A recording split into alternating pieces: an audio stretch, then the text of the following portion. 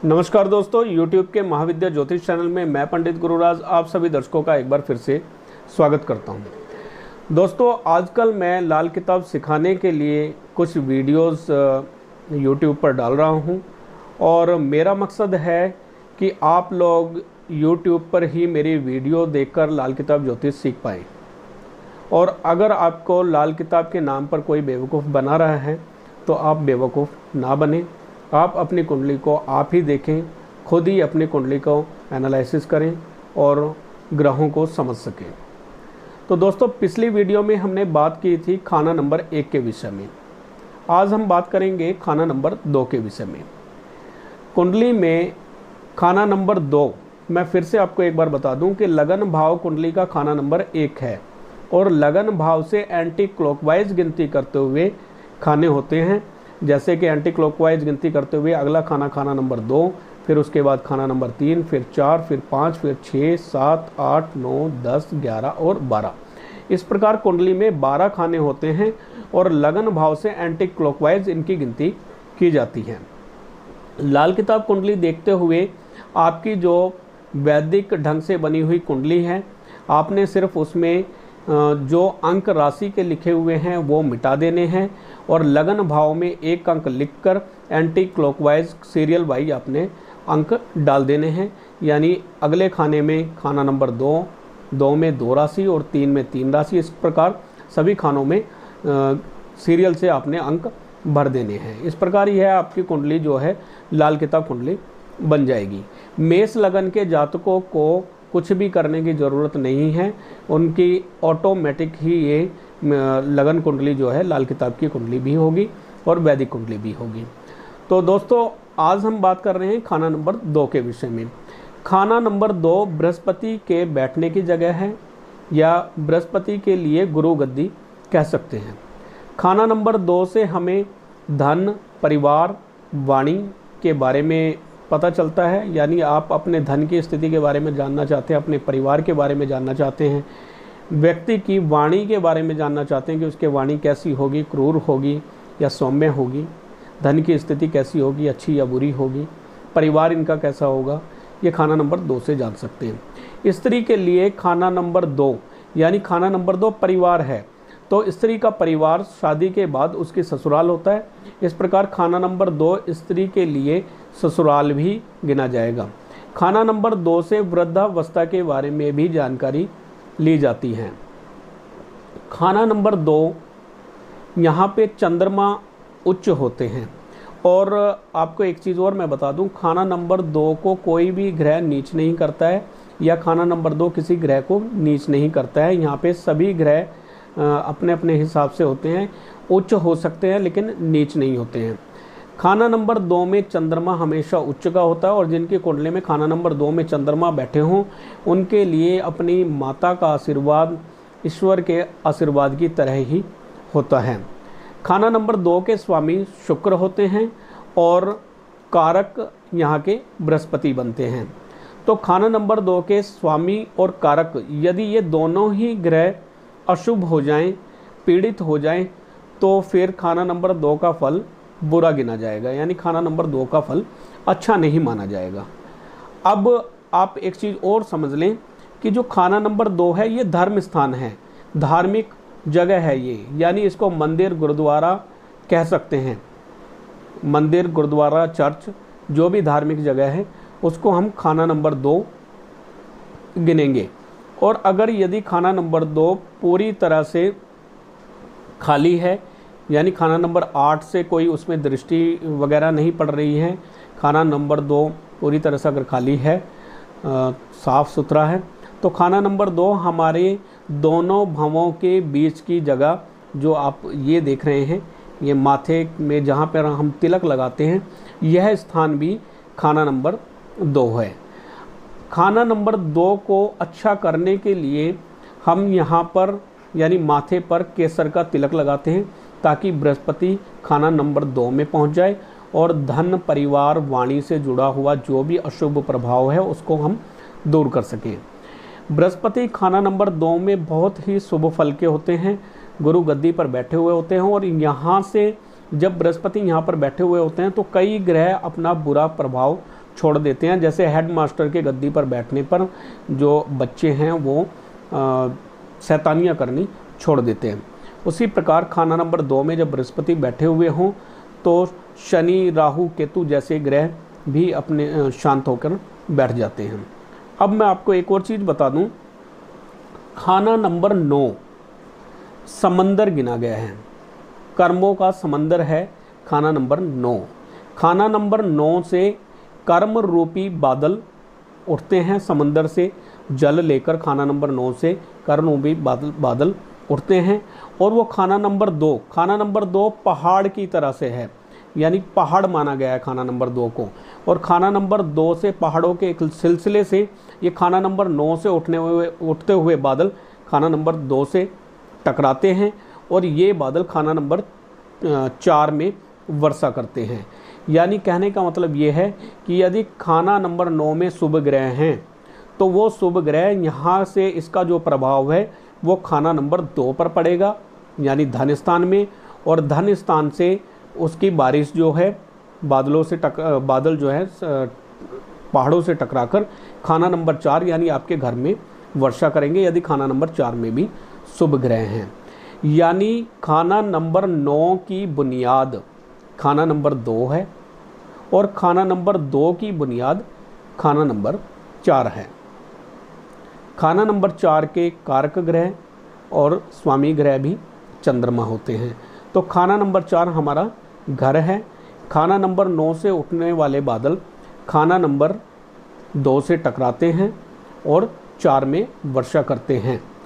खाना नंबर 2 यदि खाली है तो यह अति उत्तम है। वैसे खाना नंबर 2 में आया हुआ ग्रह भाग्य का ग्रह बन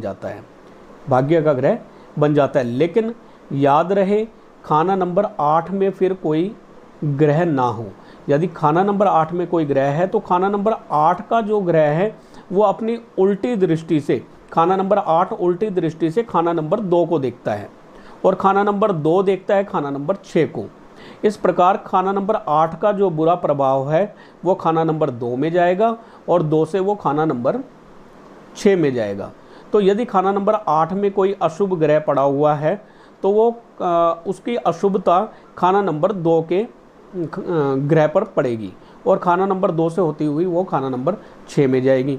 तो यदि खाना नंबर 8 में कोई ग्रह नहीं है और खाना नंबर 2 में कोई शुभ ग्रह है, बृहस्पति को छोड़कर अगर कोई भी ग्रह है तो वो अच्छा फल देगा, वो भाग्य का ग्रह कहा जाएगा, किस्मत का ग्रह वो बन जाएगा खाना नंबर 2 में।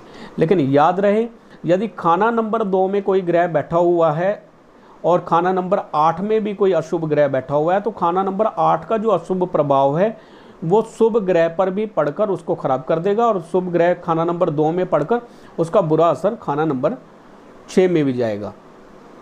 अब यदि खाना नंबर 2 भी खाली हो तो इसका फल अच्छा हो जाएगा, यानी खाना नंबर 2 पूरी तरह से खाली हो, उस पर किसी तरह की दृष्टि ना हो। खाना नंबर 2 और खाना नंबर 8 अगर खाली हैं तो ये पूरी तरह से शुभ रहेगा, अच्छा है, इसका कोई बुरा परिणाम नहीं होगा। लेकिन यदि खाना नंबर 2 खाली है और खाना नंबर 8 में कोई ग्रह है तो 8 का असर खाना नंबर 2 में नहीं जा पाएगा और जब 2 में कोई ग्रह नहीं होगा तो खाना नंबर 6 में भी उसका बुरा असर नहीं जाएगा। तो खाना नंबर 2 यदि खाली हो तो ठीक है, लेकिन ये भी याद रखें कि यदि खाना नंबर 2 में बृहस्पति बैठे हुए हैं और खाना नंबर 8 खाली है तब बृहस्पति का फल बेकार होगा, यानी एक उस आंधी की तरह होगा जो रेत से भरी हुई आंधी होगी और हर तरफ तबाही मचाएगी, हर तरफ नुकसान ही होगा। यानी खाना नंबर 2 में अकेले बृहस्पति बैठे हो और 8 में कोई ग्रह ना हो तो बृहस्पति आंधी यानी रेत से भरी हुई एक आंधी होगी जिसका शुभ प्रभाव जो है कुछ भी नहीं मिलेगा और अशुभ प्रभाव ही उसके होंगे। इसलिए खाना नंबर 2 में अगर बृहस्पति हैं तो खाना नंबर 8 में भी कोई ग्रह अवश्य होना चाहिए।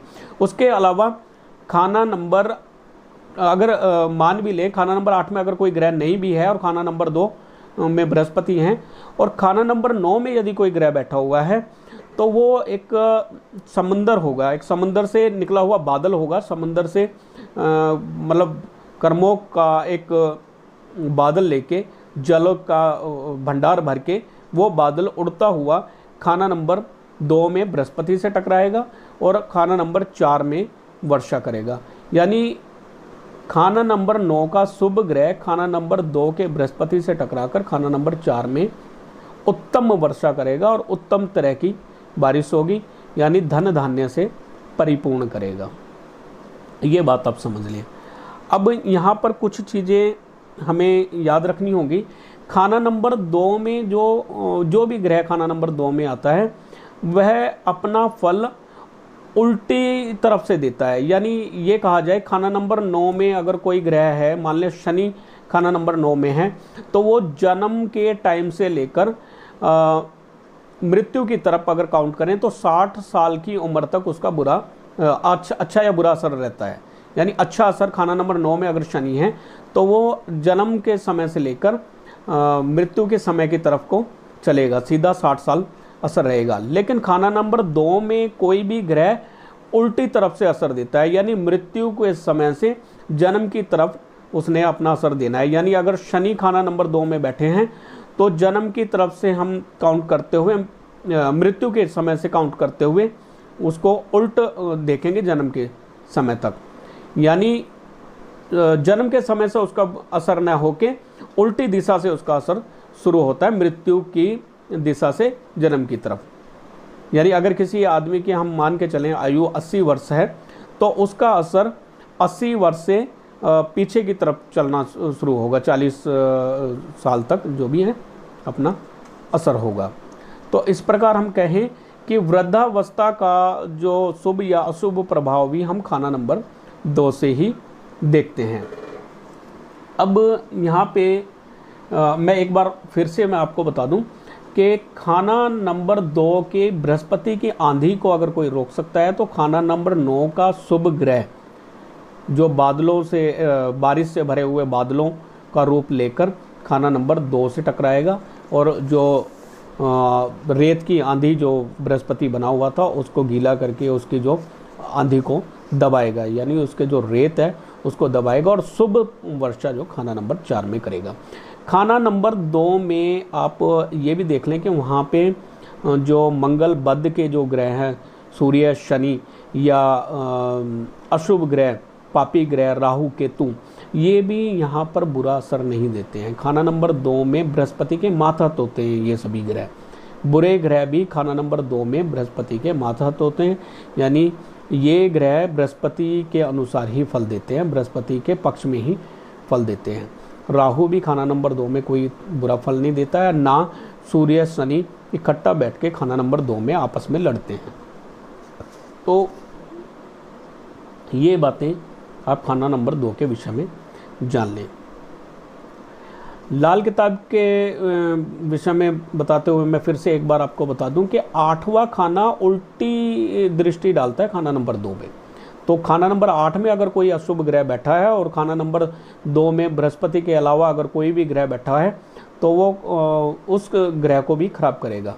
उसके अपना अशुभ प्रभाव जो है खाना नंबर 8 का अशुभ प्रभाव खाना नंबर 2 में जाएगा और 2 से खाना नंबर 6 में भी जाएगा वो। तो अगर खाना नंबर 2 में कोई ग्रह नहीं है तो खाना नंबर 8 का असर 2 से होता हुआ खाना नंबर 6 में नहीं जा सकता है। अब ये भी जान लें कि यदि द्वितीय भाव में कोई अशुभ ग्रह पड़ा हुआ हो, कोई अशुभ ग्रह अगर द्वितीय भाव में पड़ा हुआ है और बृहस्पति कुंडली में खराब हो जाए तब उस बुरे ग्रह का असर हो सकता है वहाँ पे।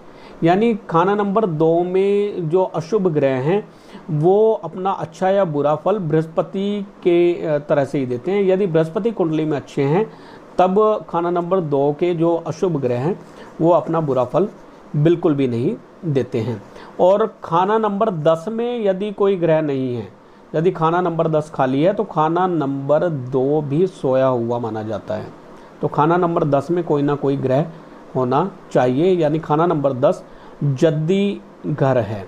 जद्दी घर में कोई ना कोई ग्रह वहाँ पर बैठा हुआ हो, वहाँ पे मंगल कायम करें या वहाँ पर शनि कायम करें तो यहाँ पे भी उसका शुभ प्रभाव होगा। यानी खाना नंबर 10 से जो खाना नंबर 2 पे दृष्टि पड़ेगी तो वो खाना नंबर यानी खाना नंबर 10 का ग्रह खाना नंबर 2 को भी देखता है। 10 का और खाना नंबर 2 का ताल्लुक है। खाना नंबर 10 में अगर कोई ग्रह नहीं है तो खाना नंबर 2 का ग्रह सोया हुआ माना जाएगा। जैसा कि लाल किताब में लिखा हुआ है कि खाली पड़ा घर 10 जब टेवे सोया हुआ कहलाता हूँ। यानी खाना नंबर अगर 10 खाली पड़ा हुआ हो तो खाना नंबर 2 सोया हुआ कहलाएगा।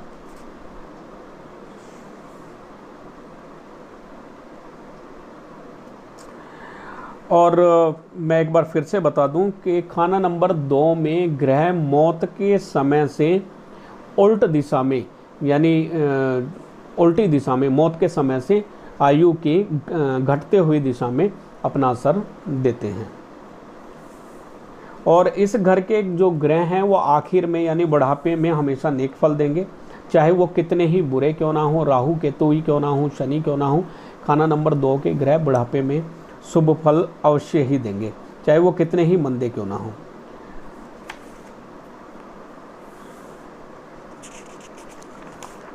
इस प्रकार हम देख लेते हैं कि खाना नंबर 2 किस प्रकार फल देता है। आप इन सब बातों को समझ गए होंगे और कुछ बातें इसमें हम और जान लेते हैं। इसमें जब हम कोई चीज़ मंदिर में रख कर आते हैं, यानी जब कोई चीज़ हमें कोई उपाय बताया जाता है कि आप इस सामान को आप मंदिर में रख कर आएँ, तो वो सामान खाना नंबर 2 में जाता है। जब भी कोई सामान हम कोई जल जो सामान, जैसे हम बोलते हैं कि भाई 600 ग्राम चने की दाल 6 दिन तक मंदिर में दें, तो जब मंदिर में हम कोई सामान देते हैं तो वो खाना नंबर 2 में जाता है। और याद रहे, जब भी कोई सामान हम मंदिर में दें तो वहाँ पे कोई अशुभ ग्रह ना हो।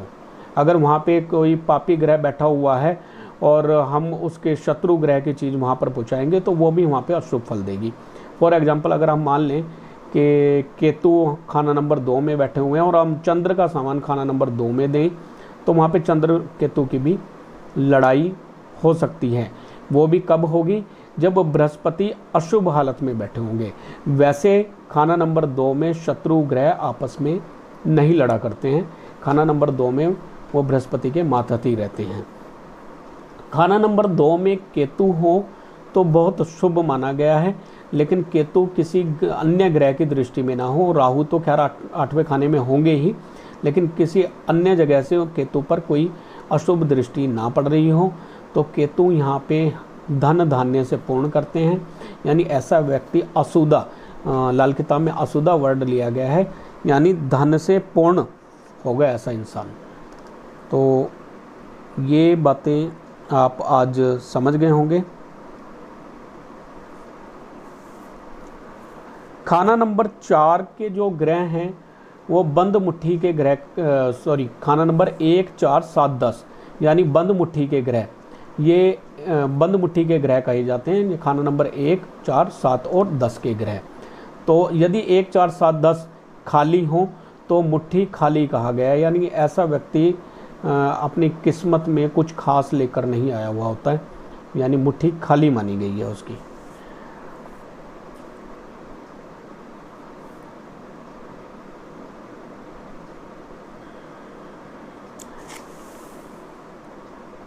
खाना नंबर 2 बृहस्पति को बढ़ाता है, यानी बृहस्पति के फल को उत्तम करता है खाना नंबर 2। यानी खाना नंबर 2 में यदि चंद्रमा है तो चंद्रमा भी बृहस्पति के फल को उत्तम करेगा।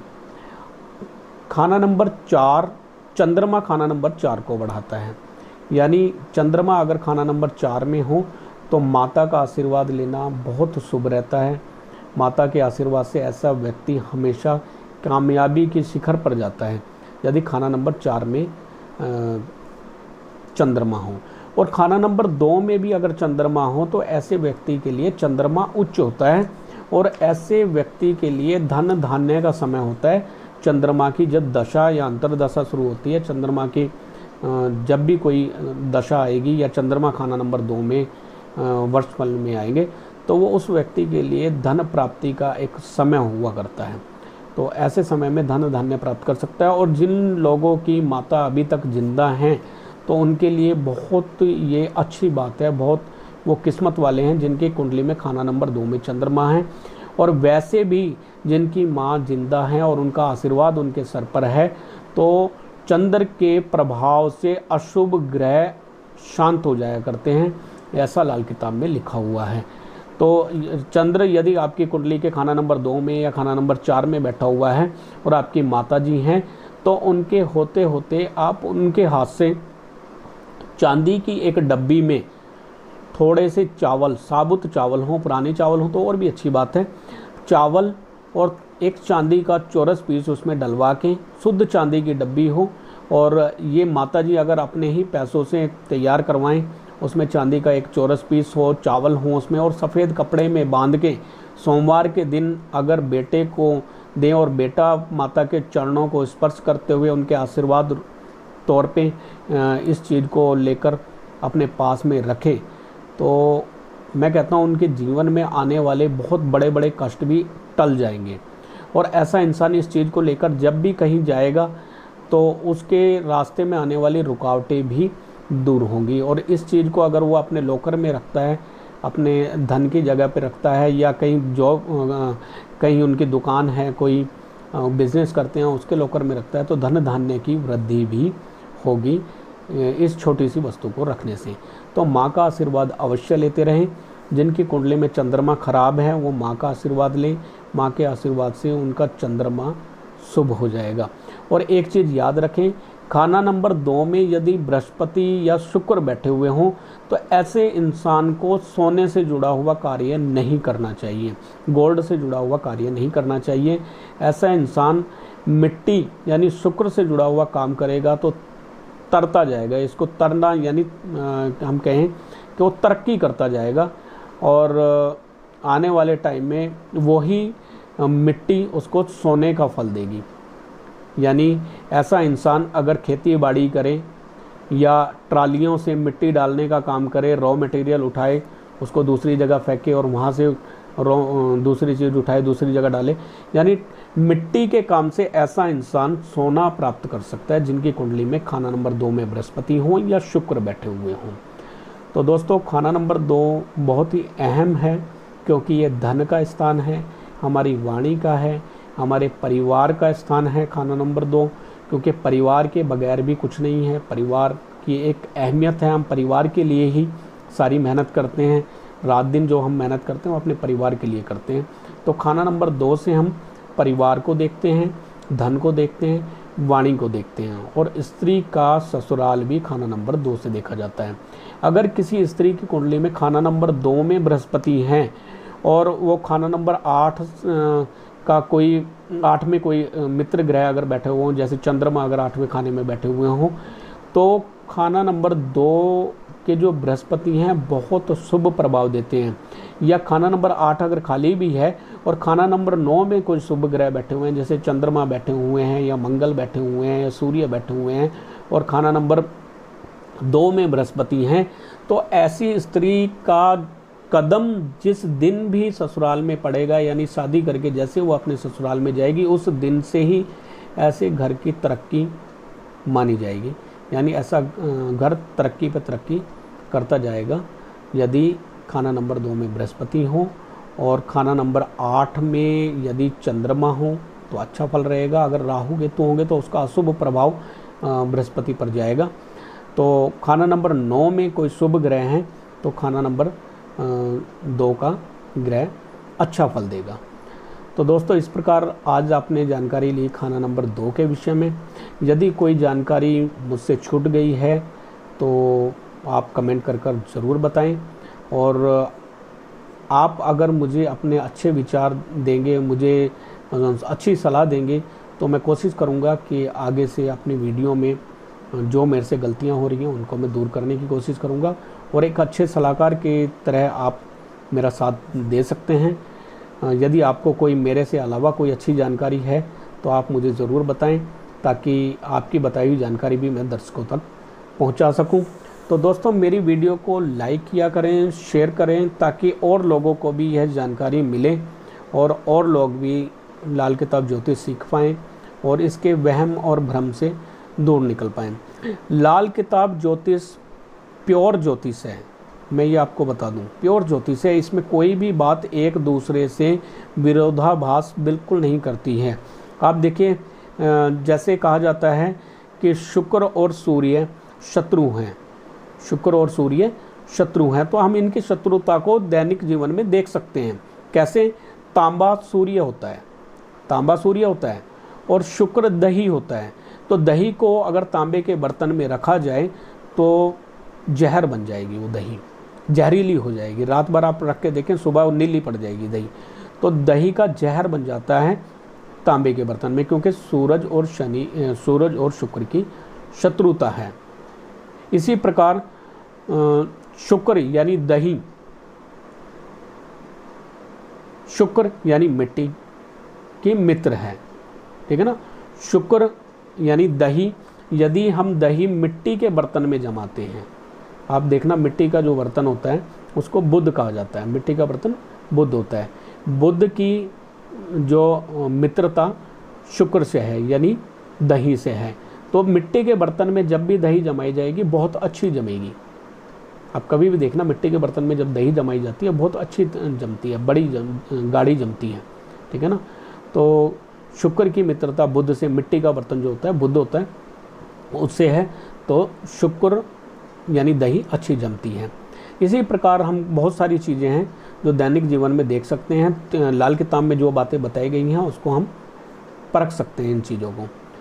तो आप लाल किताब इसी प्रकार सीखते रहें, हमारे चैनल से जुड़े रहें, चैनल को लाइक करें, शेयर करें और वीडियो को लाइक करें, शेयर करें और चैनल को सब्सक्राइब भी कर लें। फिर मिलेंगे, तब तक के लिए नमस्कार।